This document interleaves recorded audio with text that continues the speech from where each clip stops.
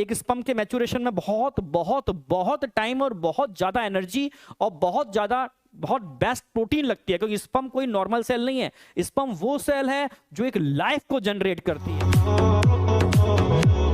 तब बताया जाता था सेक्स ओनली और ओनली एक न्यू जनरेशन या न्यू, समझ रहे हो ना, ऑफ स्प्रिंग या आगे की जनरेशन को क्रिएट करने के लिए होने वाली एक मैकेनिज्म है, ठीक है।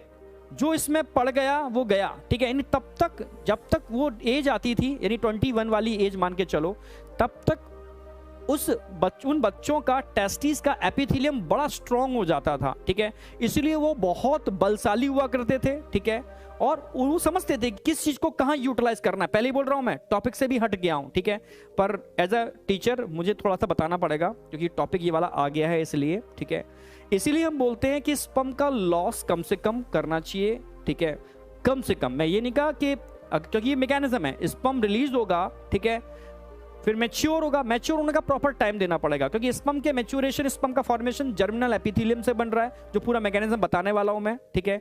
तो उस जर्मिनल एपिथेलियम को मैच्योर होने के लिए आपको पर्टिकुलर एक एज तक का टाइम देना पड़ता है। उस एज के बाद जब वो इतनी मैच्योर हो जाती है, फिर उस पर कोई फर्क नहीं पड़ता। पर आज की डेट में जो डिस्ट्रिक्शन इन डिवाइस की वजह से हो रहा है, तो समझ ही रहे हो कि दिक्कत क्या आ रही है। उसकी वजह से जर्मिनल एपिथेलियम मैच्योर नहीं हो पाती, अर्ली स्टेज में ही वो इमैच्योर रह जाती है, जिसकी वजह से आफ्टर मैरिटल लाइफ बहुत सारी प्रॉब्लम्स आते हैं लोगों को, ठीक है। तो इसलिए मैं कहता हूं थोड़ा सा कंसेप्ट समझो।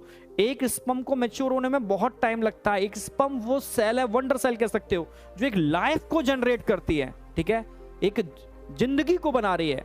लगता है कि इजैक्यूलेशन में कोई लॉस नहीं है, ठीक है। मैं ये नहीं कह रहा इजैक्यूलेशन की मैकेनिज्म नहीं होनी चाहिए, ठीक है, इजैक्यूलेशन, ठीक है, क्योंकि वो एक नेचुरल मैकेनिज्म, नहीं करेंगे, नहीं इजैक्यूलेशन होगा तो कहीं ना कहीं उसका फॉर्मेशन स्टॉप होगा, जो मैं आज नेगेटिव फीडबैक बताने वाला हूं। पर ठीक है, आप समझ रहे हो ना, उसका ड्यूरेशन कम से कम 1 मंथ या 2 मंथ, तो मैच्योरेशन के अंदर टाइम काफी लगता है।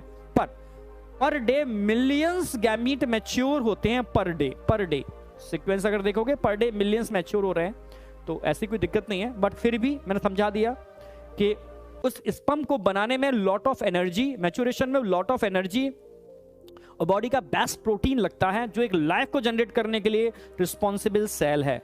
समझ रहे हो ना मेरी बात?